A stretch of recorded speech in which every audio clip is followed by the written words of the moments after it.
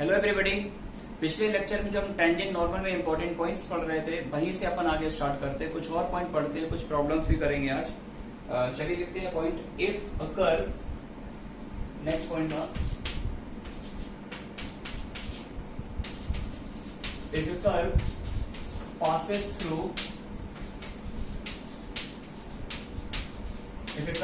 through the origin, if a curve passes through the origin, then the equation of tangent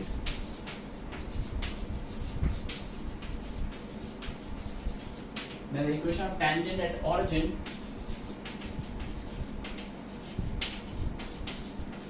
can be directly obtained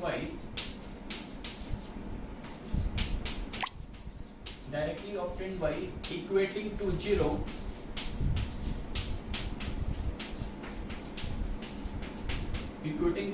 the lowest degree term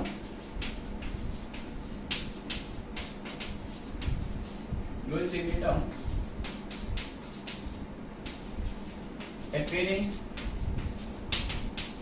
in the equation of A curve. ये बोला गया कि अगर कोई भी curve origin से पास होता है और ऑरिजिन पर आपको टेंजेंट निकालनी है तो उसका डायरेक्ट एक कंसेप्ट है कि आप कर्व में जो लोएस्ट डिग्री टर्म प्रेजेंट है उस लोएस्ट डिग्री टर्म को डायरेक्टली जीरो कर दीजिए। तो लोएस्ट डिग्री टर्म को जैसे जीरो करेंगे आपको टेंजेंट एट ऑरिजिन मिल जाएगी, है ना। कुछ एग्जाम्पल मैं कंसिडर कर रहा हूँ। फॉर एग्जाम्पल, पहला एग्जाम्पल मैंने लिया, एक कर्व ले लिया x square plus y square plus 2gx plus 2fy equal to 0। Circle की इक्वेशन है ना। और क्लियर है, कर्व ऑरिजिन से पास हो रहा है because there is no constant term. अगर कर्व में कांस्टेंट टर्म प्रेजेंट नहीं है then curve definitely passes through the origin.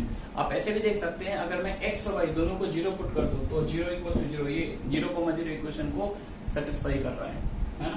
तो ये कर्व ऑरिजिन से पास हो रहा है। अब ऑरिजिन से पास हो रहा है, मुझे ऑरिजिन पर टेंजेंट निकालनी है। Then equation of tangent at origin, तो टेंजेंट एट ऑरिजिन निकालनी हो तो आपको क्या करना है, लोएस्ट डिग्री टर्म को जीरो करना है। तो ये जो टर्म है इसकी डिग्री कितनी है 2 और ये जो टर्म है इसकी डिग्री क्या है 1। तो लोएस्ट डिग्री टर्म को जीरो कर देंगे। टेंजेंट ऑरिजिन इज, इसको जीरो कर दीजिए और 2 से डिवाइड कर दीजिए। तो टेंजेंट की इक्वेशन आ गई gx plus fy equal to 0। Directly आप निकाल सकते हैं, है ना। एक तरीका तो ये पॉइंट दे रखा है 0,0 डिफरेंशिएट करके स्लोप निकाल लीजिए, उसके बाद टेंजेंट लिखिए, लेकिन इसको वर्क हम डायरेक्टली कर सकते हैं। नेक्स्ट केस, अगर कर्व की इक्वेशन ये रही x cube plus y cube plus 3x square y plus xy square plus y square minus x square. Suppose randomly मैंने कुछ भी लिख दिया, ये कोई कर्व है ना। क्या ये कर्व ऑरिजिन से जा रहा है? डेफिनेटली जा रहा है कि बिकॉज कांस्टेंट टर्म कर्व में प्रेजेंट नहीं है, तो ये कर्व ऑरिजिन से जा रहा है, पास हो रहा है। अब ऑरिजिन पर अगर टेंजेंट निकालनी हो तो अपन क्या करेंगे, लोएस्ट डिग्री टर्म को जीरो करेंगे। तो ये जो मैंने 4 टर्म लिखे, इन टर्म की डिग्री क्या है 3। डिग्री मतलब वेरिएबल की पावर्स का सम। यहाँ पे एक्स स्क्वायर वाई है, एक्स की पावर 2 है, वाई की पावर 1 है, दोनों की पावर ऐड करेंगे 3 आ जाएगा। यहाँ एक्स की पावर 1 है, वाई की पावर 2 है, दोनों की पावर ऐड करेंगे तो 3 आ जाएगा। तो ये चारों टर्म 3 डिग्री के हैं, लेकिन ये जो 2 टर्म इनकी डिग्री कितनी है, डिग्री मतलब वेरिएबल की पावर्स, है ना। तो इनकी डिग्री 2 है, तो लोएस्ट डिग्री टर्म यही हो गया। तो इक्वेशन ऑफ टेंजेंट क्या आ जाएगी,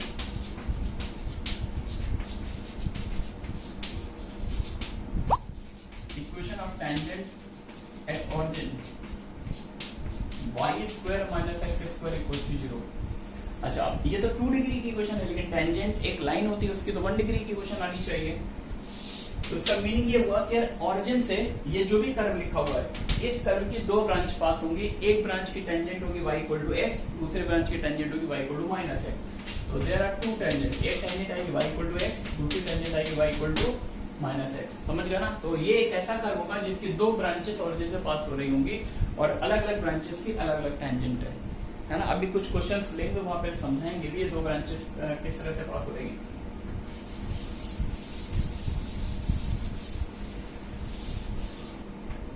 अच्छा, कहीं पर कुछ इस तरह का भी केस दिख जाता है यार, सरप्राइजिंग टाइप का। जैसे कि अगर मैं कुछ इस तरह का लिख दूं, third point if the curve is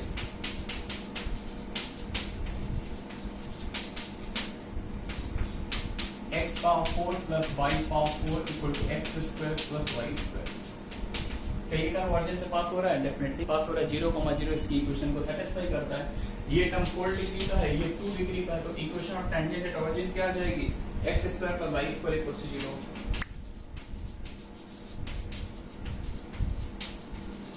equation of tangent at origin क्या आएगा? x square plus y square equal to 0। ये इक्वेशन आ रही है। But look at this equation, क्या ये लाइन की इक्वेशन है? क्या मतलब इसको कितने पॉइंट सेटिस्फाई करेंगे? एक्स स्क्वायर प्लस वाई, दो नंबर के स्क्वायर का सम 0 सिर्फ एक ही केस में होता है, जब एक्स और वाई दोनों 0 हो। ये एक्चुअली एक लाइन नहीं, ये एक पॉइंट है। ये एक्चुअली क्या है? एक आइसोलेटेड पॉइंट है ना। तो इसका मीनिंग ये हुआ कि जब मैं इस कर्व को ट्रेस करूंगा तो इसमें ऑरिजिन एक आइसोलेटेड पॉइंट आएगा। आइसोलेटेड पॉइंट को बिल्कुल वैसे समझिए जैसे मैंने कंटिन्यूटी में आपको आइसोलेटेड पॉइंट डिसकंटिन्यूटी समझाई थी कि ग्राफ नीचे ट्रेवल कर रहा है, बीच में खोल आ गया और एक आइसोलेटेड पॉइंट ऊपर है, ठीक है ना। मतलब ये जो पॉइंट आएगा ये अपनी फैमिली से दूर, ग्राफ कहीं और होगा, ये डिफरेंट पॉइंट आएगा। तो it means that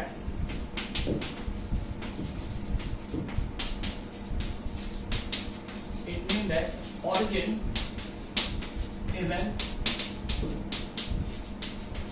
isolated point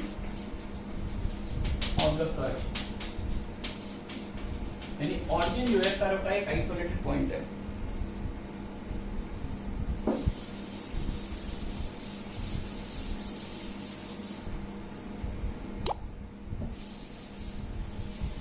चलिए मूव करते हैं आगे।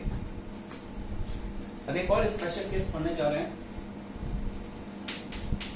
जैसे मैं पूछता हूं यार अपने स्टूडेंट से, क्या ऐसा हो सकता है कि एक ऐसी लाइन एग्जिस्ट करे जो कर्व के एक पॉइंट पर टेंजेंट भी हो और उसी पॉइंट पर नॉर्मल भी हो?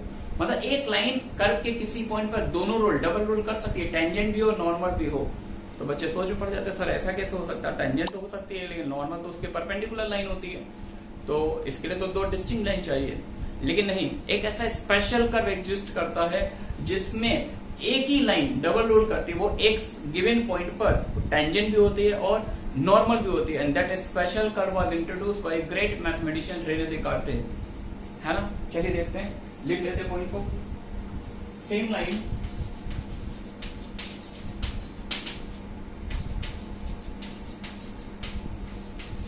could be the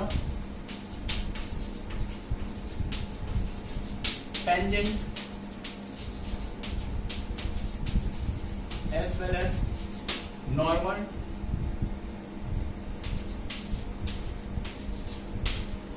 to a given curve at a given point। मतलब एक ही लाइन कर्व के किसी पॉइंट पर टेंजेंट भी हो सकती है और नॉर्मल भी हो सकती है ना। फॉर एग्जांपल मैंने कर्व पिक कर लिया x cube plus y cube minus 3xy equal to 0, है ना। बड़ा स्ट्रेंथ सा दिख रहा होगा, x cube plus y cube minus 3xy equal to 0, and this is a very very special curve, this is known as folium of Descartes. Curve का नाम है फोलियम।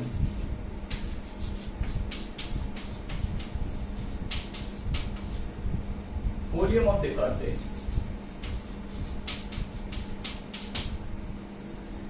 है ना। अब इस कर्व की ब्यूटी क्या है?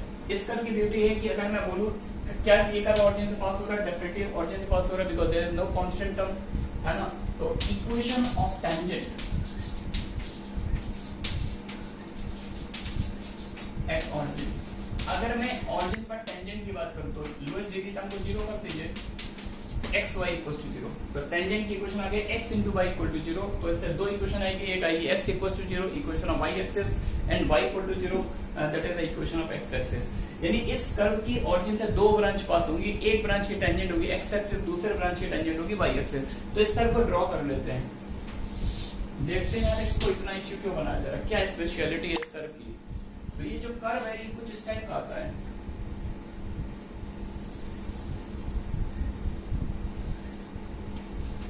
समथिंग लाइक दैट, ये ग्राफ आता है। अब देखिए ऑरिजिन से कर्व की एक ये वाली ब्रांच पास हो रही है, दिस वन, ये वाली ब्रांच हो रही है ना, और इस ब्रांच की टेंजेंट क्या है, ये एक्स एक्सिस है, इस ब्रांच की टेंजेंट क्या है, एक्स एक्सिस, और ऑरिजिन से करके दूसरी ब्रांच पास हो रही है, देखो ये पैराबोलिक शेप टाइप की है, एग्जैक्टली पैराबोला नहीं है, समथिंग लाइक दैट, ये ब्रांच पास हो रही है, और इस ब्रांच की टेंजेंट क्या है, वाई एक्सिस। तो कर्व के ये जो ऑरिजिन है, ऑरिजिन से करके दो डिस्टिंक्ट ब्रांच पास होती है, एक ब्रांच को टच करती है एक्स एक्सिस, दूसरे ब्रांच को टच करती है वाई एक्सिस। आ रही बात समझ में?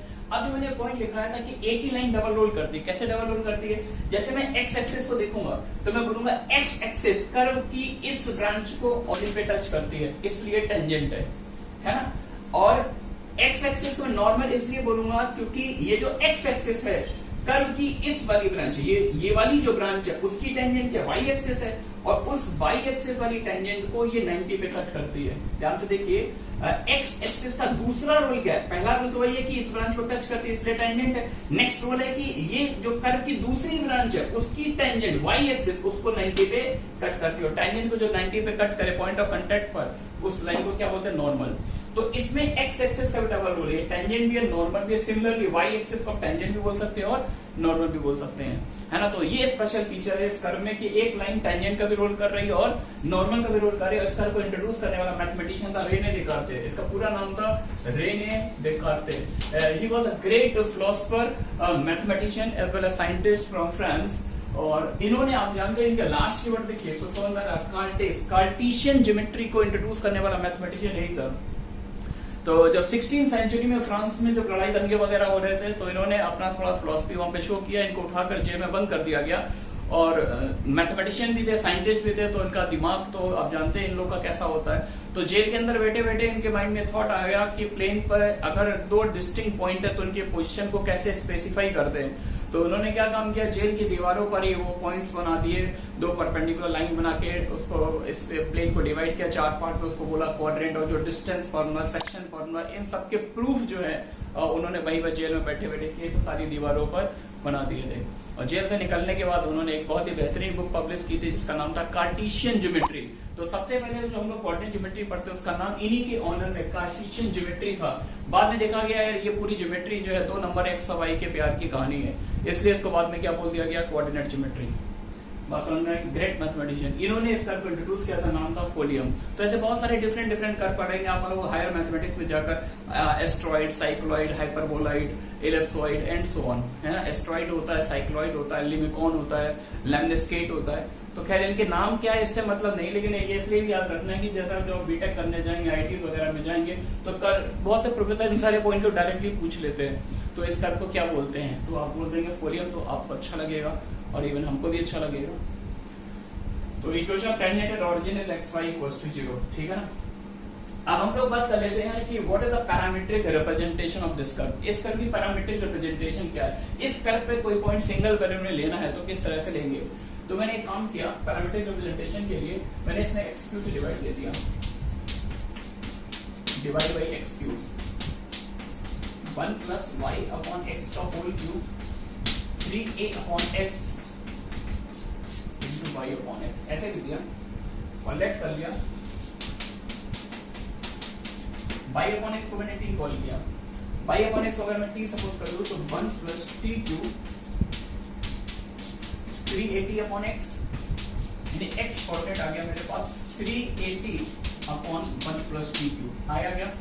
अगर x कोऑर्डिनेट आ गया और y कोऑर्डिनेट निकालना है तो y कोऑर्डिनेट निकाले x कोऑर्डिनेट में किससे मल्टीप्लाई करना पड़ेगा, t से मल्टीप्लाई कर दीजिए, तो x कोऑर्डिनेट ये हो गया, y कोऑर्डिनेट आ जाएगा 380 square upon 1 plus t. This is the parametric representation of this special curve folium, ठीक है ना। अच्छा, अब फोलियम की पैरामीट्रिक रिप्रेजेंटेशन पढ़ ली, अब बात करते हैं कुछ और स्पेसिफिक कर्व्स हैं, उनकी पैरामीट्रिक रिप्रेजेंटेशन क्या होती है।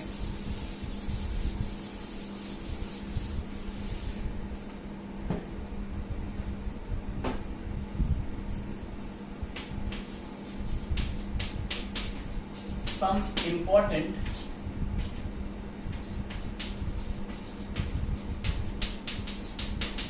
parametric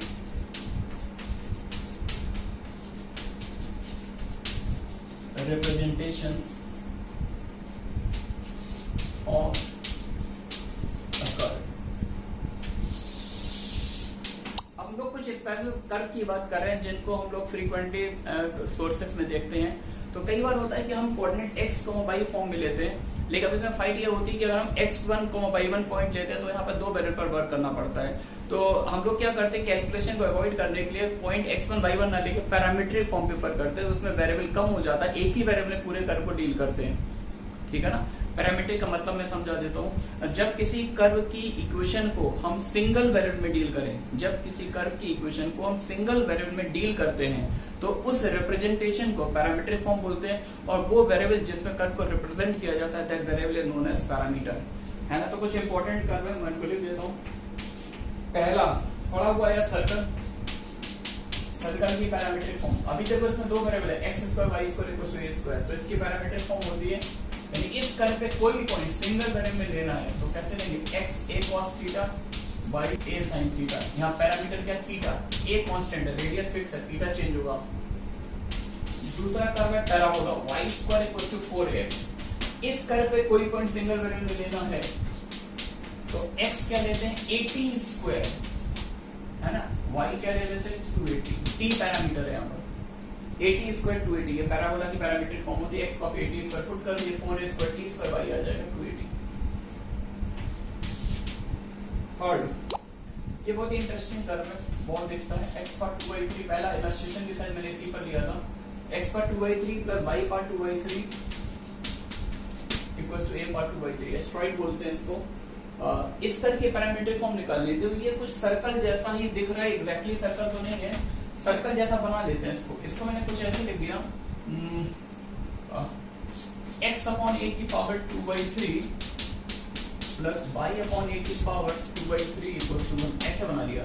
और फर्दर अगर मैं इसको ऐसे लिखूं, x अपॉन a की पावर 1/3 इसका whole square, y upon a की पावर 1/3 इसका होल स्क्वायर इक्वल्स टू 1, और अंदर वाली पूरी पिक्चर को मैं कैपिटल X बोल दूं तो ये वही बन गया, ये इसको कैपिटल X बोल दूं और इस अंदर वाली पिक्चर को कैपिटल Y, तो C बन गया x square plus y square equals to 1, है ना। तो यहाँ से पैरामीट्रिक फॉर्म x, y क्या आएगा, तो x, इसको मैंने कैपिटल X बोला था, तो x की वैल्यू क्या आ जाएगी, a parametric form a cos q theta आ जाएगा, है ना, और ये क्या बन जाएगा a, कोई सर्कल वाली पैरामीट्रिक फॉर्म नहीं यहाँ पर यूज कर लिए, कैपिटल X है, capital Y, x square y square equals to 1, तो ये इस कर्व की पैरामीट्रिक फॉर्म आ गई। नेक्स्ट अगर मैं कुछ ऐसा लिख दूं, root x plus root y, ऐसा कर कम दिखता है लेकिन फिर भी ऑन द स्पॉट हम पैरामीट्रिक फॉर्म निकाल सकते हैं। अगर भाई सर्कल बनाना होता है तो x को अगर हम पुट करते a cos की पावर 4, cos की पावर 4 इसलिए बोल रहा हूँ कि बाहर निकालेंगे तो cos स्क्वायर थीटा आ जाएगा, तो x ले लिया जाए a cos की पावर 4 थीटा और y ले लिया जाए a sin की पावर 4 थीटा। बताइए कर्व सेटिस्फाई हो जाएगा क्या, हाँ, रूट a से रूट a कैंसिल हो जाएगा, कर्व सेटिस्फाई हो जाएगा, ठीक है ना। एक और फॉर्म होती है जिसको हम cubical parabola, semi cubical parabola बोलते हैं, इस पर बहुत सारे क्वेश्चन में सोर्सेज में देखने को मिलते हैं, y square equals to x cube, इसको बोलते हैं सेमी क्यूबिकल पैराबोला। खैर क्या बोलते हैं इससे कोई मतलब नहीं है, इंपॉर्टेंट है ये कर्व क्या होता है, इसकी पैरामीट्रिक फॉर्म क्या है ना। तो इस कर्व में कभी भी कोई भी पॉइंट सिंगल वेरिएबल में लेना हो तो हमारी चॉइस रहती है x कोऑर्डिनेट को हमने बोल दिया t स्क्वायर, x को क्या बोला t स्क्वायर, तो यहाँ पर क्या t पावर 6 और y यहाँ से निकाल लिया, y इक्वल्स टू आ गया t square comma t cube, this is the parametric form of this curve, ठीक है ना। तो आज के लेक्चर हम बस यहीं तक रखते हैं, अगले लेक्चर हम लोग कुछ प्रॉब्लम्स भी इसमें सॉल्व करेंगे, ठीक है ना। Okay, thanks for watching.